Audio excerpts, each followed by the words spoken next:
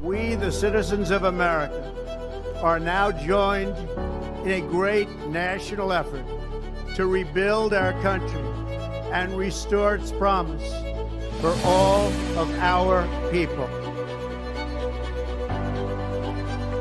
Together, we will determine the course of America and the world for many, many years to come. We will face challenges. We will confront hardships, but we will get the job done. For too long, a small group in our nation's capital has reaped the rewards of government, while the people have borne the cost. The forgotten men and women of our country will be forgotten no longer. What truly matters is not which party controls our government, but whether our government is controlled by the people. Every decision on trade, on taxes, on immigration, on foreign affairs will be made to benefit American workers and American families. We must protect our borders from the ravages of other countries, making our products, stealing our companies, and destroying our jobs. America will start winning again, winning like never before. At the bedrock of our politics will be a total allegiance to the United States of America. And through our loyalty to our country, we will rediscover our loyalty to each other. We must speak our minds openly, debate our disagreements honestly, but always pursue solidarity.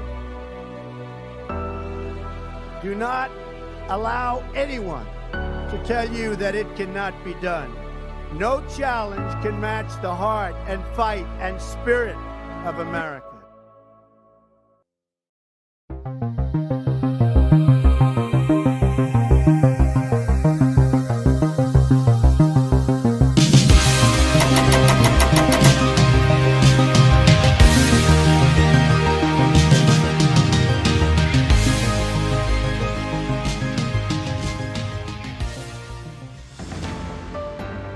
Hello and welcome, fellow digital soldiers, to True Reporting.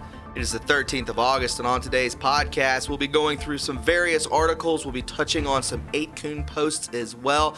As we can see here, coming at us from the Washington Times, GS sees revolutionary moment in the pandemic. The range of possibilities, it's much greater, he says. And if this is not projection at its finest, when we get into this article, you'll see what I'm talking about here soon. It's unbelievable. This man is still at large. First off, he's a criminal. Second of all, he's absolutely has crimes against humanity against him, and he's still out there walking around, supposedly, right? We'll also be talking about this. The teachers concerned online classes means parents will find out what they're actually teaching kids. We're seeing these dolls out there that are showing stuff about where to touch them, and a lot of strange sexual content within these dolls. What if we've seen what they're teaching these kids in school, in federal government-ran public schools? It's sick. You know what I'm talking about. Very sexualized, hypersexual stuff going on. They're twisting and manipulating history in real time in these schools. It's just not good. But they do need to be back in school. Let's get it right. And finally, health questions for Biden off limits for the media. We can't talk about his cognitive problems. It's off limits, but you could see Reagan, McCain, and Trump were always questioned, and they will always be. Trump has always questioned about if things are right upstairs in his mind, but Joe Biden is off limits. Give me a break. And also, Trump lays down the gauntlet for AG Barr on the Durham probe. It could be coming sooner than we think. And either Attorney General William Barr is the greatest Attorney General of all time, or just an average guy. That is, of course, if he brings forth damning evidence. We have got to have this damning evidence going against the deep state to bring all of these people into justice, to send them to Gitmo, to get them out of here, to eradicate them and start fresh. You all know what I'm talking about, my friends. Guys, again, it's always a pleasure for me to be on the front lines with each and every one of you because in the end, we all know that where we go one, we go all.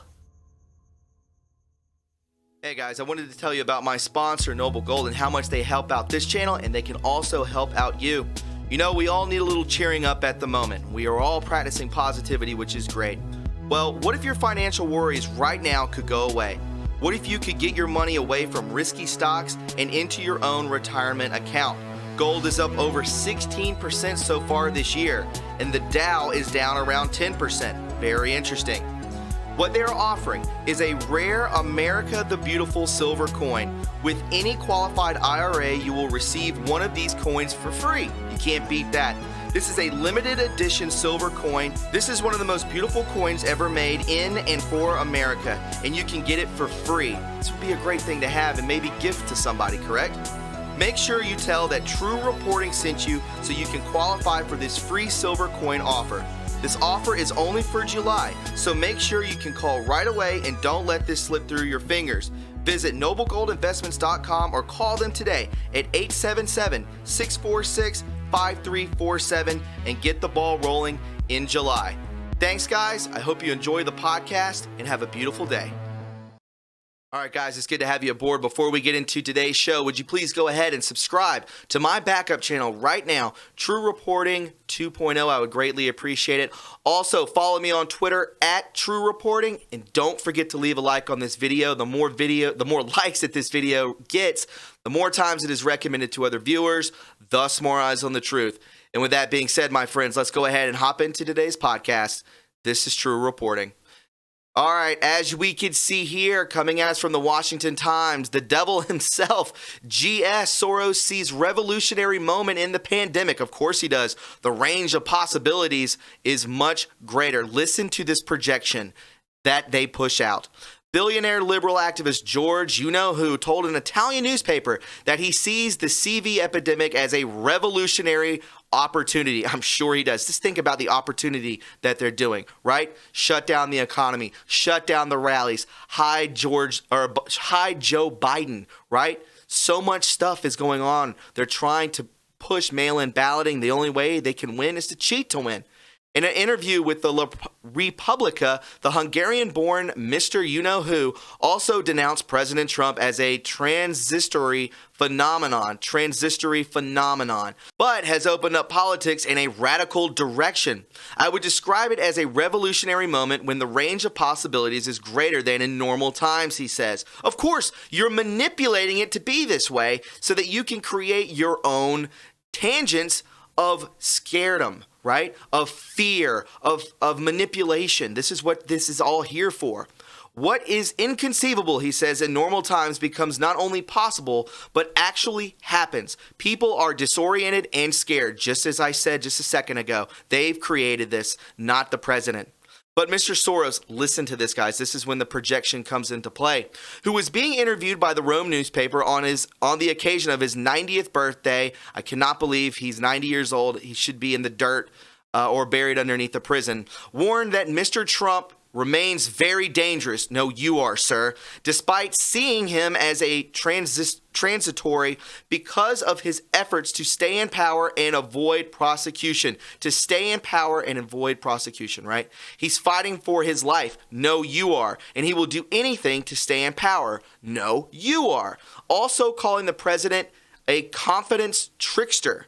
No, my friend, you are. Who can undermine democracy from within. GS has been undermining democracy from within this entire time. He pays off politicians. He pays off people to do very bad things. You know, BLM, Antifa, so many more, right? This guy is a warmonger. This guy has done the worst things, crimes against humanity. We know all this. He's projecting, as you can see directly in this article, 90 years. How has he survived this long? The only way he has survived this long is because he's one of the most powerful people in the world, and he's done the most damage, and he's blackmailed those beneath him. Let's get it right. Moving forward, I want to talk about this. The teachers concerned online classes means parents will find out what they're teaching kids. Why would they be nervous about this? What are they teaching them? Here we go. This year, we've reported on professors worried that students learning from home could lead to news outlets finding out what they're teaching students. We've also found incidences of professors threatening students not to share online records of lecture material. Why is that? But what are they so worried about? What do they have to hide? Whatever it is, it hasn't gone away as online learning has increased in recent weeks. Throw race, CV lockdowns resulting in virtual classes, Twitter liberal teachers and conservative parents into the mix, and to nobody's surprise, you may get this type of thread. Check this out. From Matthew R.K. So this fall, virtual class discussions will have many potential spectators, parents, siblings, etc. in the same room. We'll never be quite sure who is overhearing the discourse. What does this do for our equity, inclusion work? How much have students depended on the somewhat secure barriers of our physical classrooms to encourage vulnerability? How many of us have installed some version of what happens here stays here to help this? What? While conversations about race are in my wheelhouse and remain a concern in this no-walls environment, I am most intrigued by the damage that helicopter snowplow parents can do in honest conversations about gender and sexuality. Why are you learning about gender and sexuality in public schools? This is the problem. This is what I'm saying, that it is the best for kids to go to a public school or to be homeschooled. The homeschooling networking has exploded in the past 10 years because of what takes place in schools. And while conservative parents are my chief concern, listen to this. I know that the damage can come from the left too. If we are engaged in the messy work of destabilizing a kid's racism or homophobia or transphobia, good Lord, how much do we want their classmates' parents piling on? Educator Matthew R.K. is the one who started the controversial thread, so controversial it seems that K has now made it private. K's number one worry and problem regarding the necessity to hold online classes while schools are shut down is that parents, whom he calls potential spectators, they're the parents, they're supposed to spectate, might actually pay attention to exactly what their kids are being taught. And when it comes to, in quote, conservative parents, Kay believes the situation is particularly precarious when children are supposed to learn about the topics like race and gender theory, and other controversial topics. Kay prefers physical classrooms as secure barriers of our physical classrooms. Oh yeah, so you can indoctrinate our kids into thinking what you want them to think, to brainwash them, to herd them in like cattle, right? And frames the whole thing as a weekend in Vegas, literally saying that many teachers may have, in quote, installed some version of, in quote, what happens here stays here to help this. But what shall they do now? Virtual classes make that secrecy difficult to maintain, especially around gender and sexuality, but also race topics. Parents showing interest in their kids' education or simply helping them out by giving the homeschooling circumstances are dismissed as helicopter, snowplow conservative parents. I told you the reason that it's booming so much within the homeschooling circumstances is through conservative parents, rightfully so, who might be damaging the established process. Again, the indoctrinary process, right? If we are engaged in the messy work of destabilizing a kid's racism or homophobia or transphobia, how much do we want their classmates' parents piling on, wonders Kay. Some teachers chiming in on the thread strongly criticize this type of concern and attitude in general expressed by their colleague, but others were quick to jump in with their experiences and worries that full control over their students' activities and exclusion of parents is slipping away. One teacher shared that a parent had filed a complaint against a recorded class for its inappropriateness and bias around race issues. Another said that ninth graders reading and discussing news articles is no longer a teaching experience it once was, since now outsiders, i.e. parents, are listening. What are you teaching them? What are you afraid of? The crescendo of this type of logic that appears to object to a parent's involvement in their child's upbringing came in one comment in the thread that said, "Parents are dangerous." Let me repeat that. Parents are dangerous? What in the hell are you talking about? They're parents. They're supposed to be watching over the children. The teachers are not the parents. right? The teachers are there to bring in this thought process of you have to know this, you must abide by this. It's a sick indoctrination, and that's all there is to it. Moving forward, I want to talk about this. Trump laying down the gauntlet for Barr on the Durham probe. As we can see here, unlike Reagan, McCain, and Trump, at no time in recent memory has a presidential nominee's physical and mental health been more important, professors say. It's true. We're in a very strange time, my friends, and we need someone in there who has the cognitive reasoning to understand what in the hell is actually taking place and to get us out of this jam. The mainstream media has largely avoided coverage of you-know-who's Joe Biden, Sleepy Joe's health and fitness for office, but previous Republican presidential candidates such as Ronald Reagan and John McCain and Donald Trump didn't receive a pass from the liberal press on sensitive but this crucial topic. It's all fair game, Fox News contributor Dan Bongino, the man, said, asking the potential president of the United States to demonstrate to voters that he has the cognitive capacity to do one of the most stressful jobs in the world isn't an outrageous ask. It's absolutely not. We're not allowed to talk about this. It's unsettling. It's unnerving to think and watch Joe Biden speak, and you think he has his hand on the red button? You think he's walking around with a nuclear football? You think that's a good idea? However, the mainstream media, he says, has essentially treated Biden's health and fitness for office as off limits. The so-called objective media dislike any medical questions about Biden, just as they disliked any medical questions about Hillary in 2016. Remember when the thick ankles was falling all over the place and staring off into space? It was almost like she was having some sort of seizure, right? Media Research Center Director Tim Graham told Fox News, you can't touch him, right? A series of high-profile gaffes, a confusing statement by the presumptive Democratic nominee has resulted in some pundits questioning Biden's ability to run the country. In March, the far-left Young Turks said everyone, in quote, was questioning Biden's fitness for office, and the topic has recently picked up steam in conservative circles. In quote, at no time, they say, at no time in recent memory has a presidential nominee's physical and mental health been more important than Joe Biden. Cornell Law School professor and media critic William A. Jacobson told Fox News, he often appears disoriented, and there's no pretense that he has the physical vigor to run for a second term should he be elected, Jacobson said. In a normal election with the candidate on the campaign trail, the public could judge for itself. But that is not possible because Biden is running a basement campaign. More than ever, the press needs to do its job and not act as a protector of the Democrat nominee. Unbelievable. The man is dying in front of our very eyes. He has late-stage dementia. We can see that. He has to be carried around like he's blind. He can only talk. He's given answers on a teleprompter. He speaks in front of 11 people. It's sad, not really, because of the things he's done to children. I have no remorse or empathy for this man at this point. And finally, friends, I wanted to touch on this. We're going to go into an 8kun post as well regarding this. Trump lays down the gauntlet for Barr on the Durham probe, which is coming sooner than we think, I believe. Either the greatest attorney general ever or an average guy. He has got to come forth with the correct evidence.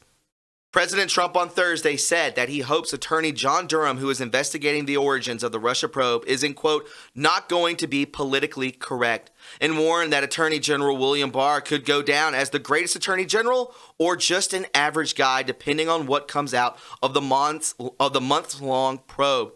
During an exclusive interview with Fox Business, Maria Bartiromo, the president was asked about the Durham probe, which the Justice Department said he could yield some results by, you guessed it, next month. I hope he's doing a great job, and I hope they're not going to be politically correct. As we can see from all of the hearing with William Barr, I think he means business. I only pray for that. Obama knew everything. Vice President Biden knew everything. As dumb as he may be, they knew everything, and everyone else knew as well. And former FBI Director James Comey, and former CA Director John Brennan, and former Director of National Intelligence James Clapper. They were all terrible. They lied to Congress, the president added. They spied on my campaign, which is treason, death by hanging, or 10 plus years in prison.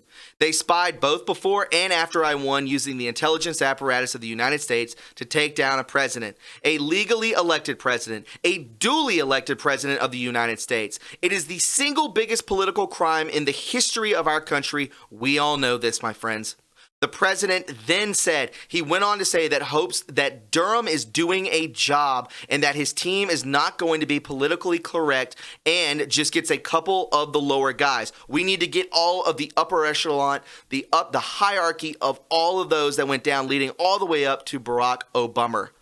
Bill Barr can go down as the greatest attorney general in the history of our country, or he can go down as an average guy. We'll see what happens, Trump said. The president doubled down, saying Bill Barr and Durham have a chance to be.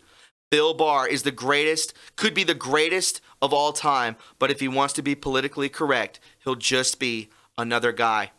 And speaking on that topic, I will bring this up to you. That was on 8kun to finish out the podcast. We can see here, Attorney General William Barr has the Democrats sweating. They think Barr could be preparing to launch an October surprise. Hunt for the Red October, maybe? What's happening? Democrats tried to put the heat on Attorney General Barr in a recent hearing. They got nothing. The DOJ's case into major investigations of the past has yielded no public results. Now the left worries Barr might be waiting for the perfect moment to drop a bombshell. They fear he might be planning an October surprise. I cannot wait. Right before the election, they've got to put the final nail in the coffin to stop this. Attorney General William Barr has promised the Justice Department will not take any action to influence the upcoming election, but Democrats and the department veterans aren't so sure about that. Democrats are monitoring the status of the investigation by prosecutor John Durham, who appears to be looking at intelligence gathering and other actions by the Obama administration in 2016. Barr tapped Durham to look into the origins of the Russian investigation in May of 2019, over a year, my friends. When Representative Debbie Powell, Democrat of Florida, asked Barr whether he would commit to not releasing any report by Durham before the November election, he bluntly said, no, it's coming. Nothing can stop what is coming. It's going to happen before the election. You can bet your bottom dollar. Democrats fear AG Barr might be revealing damaging information about Obamagate, the Obama administration investigation against Trump before the election. They grilled him recently asking if he would wait to release the information, and the man said no. That suggests there is a crucial information about his DOJ that has uncovered that might hurt the left's chances of winning the election. Recent revelations have shown that Obama and Biden might have been involved in the cases against Trump and Michael Flynn. Biden might be one of the people who sought to, and quote, unmask Flynn, leaking his name to the media. It's already on there. He was like the 25th person to be on that list of unmasking Flynn. He's guilty, guys. Democrats wouldn't be worried unless there was something to worry about. So very true. Their fears don't prove anything, but it suggests they worry about what Barr's team has uncovered. Does that suggest they think that Obama and his administration were up to something? Or do they just know Obama's team never did anything, and quote, by the book? In any case, Democrats are terrified of what Barr, an uncompromising prosecutor, might reveal just before the election. Again, an uncompromised prosecutor. This is serious. And remember, in 2016, FBI head James Comey unloaded a bombshell revealing he was reopening the case against the Clintons, and he wasn't even loyal to Trump. Imagine what Barr might reveal this October. Don't forget to bring the popcorn, my friends, as panic intensifies. Guys, if you found this informative and you enjoyed it, please subscribe to this channel. If you also, could you please go ahead and follow me on Twitter at TRUreporting? Don't forget to leave a like. Always know from the bottom of my heart, this platform is your platform, and it's always an honor to stand on the front lines with each and every one of you every single day. Because in the end, where we go one, we go all. Guys, if you found what you just watched informative and you enjoyed it, then please subscribe to the TRUreporting family today. There are many ways to support this channel, like our Patreon link, our PayPal link, and our TRUreporting.us official website link in the description box below. Join the TRUreporting family today and be a part of history, because where we go one, we go all.